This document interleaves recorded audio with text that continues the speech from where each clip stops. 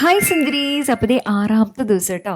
അതായത് Monday to Saturday continuous ആയിട്ട് എല്ലാ ദിവസവും ഞാൻ 1 hour വർക്കൗട്ട് ചെയ്തു എന്നുള്ളതാണ്. അത് ഇത്തിരി റെയർ തന്നെയാണ് കേട്ടോ. മിക്കവാറും ഞാൻ 5 ദിവസം അല്ലെങ്കിൽ ചിലപ്പോഴൊക്കെ ചില ആഴ്ച 4 ദിവസമൊക്കെ വർക്കൗട്ട് ചെയ്യാറുള്ളൂ. ഞാനിപ്പോൾ യോഗയും പഠിക്കുന്നുണ്ട് കേട്ടോ. എനിക്ക് ശരിക്കും പറഞ്ഞു കഴിഞ്ഞാൽ ജിമ്മും യോഗയും കൂടെ മിക്സ് ചെയ്ത് ചെയ്യുന്ന കുറച്ചുകൂടി ഇഷ്ടപ്പെട്ടു. അതായത് ആഴ്ചയിൽ 3 ദിവസം ജിമ്മും ആഴ്ചയിൽ 3 ദിവസം യോഗ ചെയ്യുകയാണെങ്കിൽ കുറച്ചുകൂടി നല്ലതായിട്ട് എനിക്ക് ഫീൽ ചെയ്തു. കാരണം യോഗ ചെയ്യുമ്പോൾ നമുക്ക് ഫ്ലെക്സിബിലിറ്റി ഉണ്ട്, കുറച്ചുകൂടി മെൻ്റൽ പീസ് അങ്ങനത്തെ ഒരു സാധനത്തിലേക്കും കൂടെ ഫോക്കസ് ചെയ്യുന്നതായിട്ട് എനിക്ക് ഫീൽ ചെയ്തിട്ടുണ്ടായിരുന്നു കേട്ടോ. ജിമ്മാകുമ്പോൾ സ്ട്രെങ്ത്ത് അത് നമുക്ക് വളരെ ഇമ്പോർട്ടൻ്റ് ആണ്. അതെനിക്ക് യോഗയിൽ നിന്ന് കിട്ടുന്ന പോലെയും തോന്നിയില്ല. അപ്പോൾ രണ്ടിൻ്റെ ഒരു മിക്സ് ശരിക്ക് അടിപൊളിയായിട്ട് എനിക്ക് ഫീൽ ചെയ്തത്.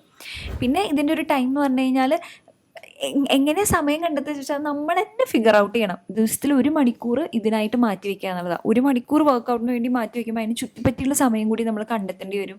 ജിമ്മിന് വേണ്ടി റെഡി ആവുന്ന ടൈം അങ്ങനെയൊക്കെ ഉണ്ടല്ലോ. ടോട്ടൽ ശരിക്കും പറഞ്ഞു കഴിഞ്ഞാൽ നമ്മൾ ഫിറ്റ്നസ്സിന് വേണ്ടി ഒരു 2 മണിക്കൂർ മാറ്റി വയ്ക്കേണ്ട അവസ്ഥയാണ്.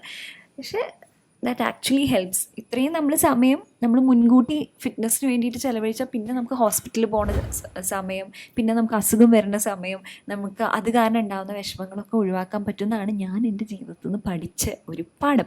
എന്തായാലും 6 ദിവസം വർക്കൗട്ട് ചെയ്ത സ്ഥിതിക്ക് നമുക്കൊരു പഴംപൊരിയൊക്കെ ആവാമല്ലേ, അതിനൊരു സന്തോഷം വേറെ തന്നെയാണ്. ഞാനിവിടെ പരുത്തിപ്പാൽ എന്ന് പറഞ്ഞൊരു ഹെൽത്തി ഡ്രിങ്ക് ഉണ്ട്, അത് കുടിക്കാൻ വേണ്ടി വന്ന പഴംപൊരി കണ്ട പിന്നെ കണ്ടുകൊണ്ട് പോയി. പിന്നെ 6 ദിവസം വർക്കൗട്ടും ചെയ്തില്ല. അപ്പോൾ ഞാൻ എനിക്ക് തന്നെ സമ്മാനമായിട്ട് അത് കഴിച്ചു.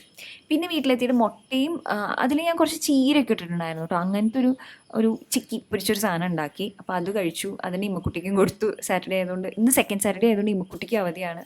ഇമ്മക്കുട്ടിക്കും പഴംപൊരിയൊക്കെ കൊടുത്ത് ഒരാഴ്ച വർക്കൗട്ട് ചെയ്തതിൻ്റെ സന്തോഷത്തിൽ ഞാൻ കുറച്ച് നേരം സമാധാനത്തോടു കൂടിയിരുന്നു. അപ്പോൾ ബൈ.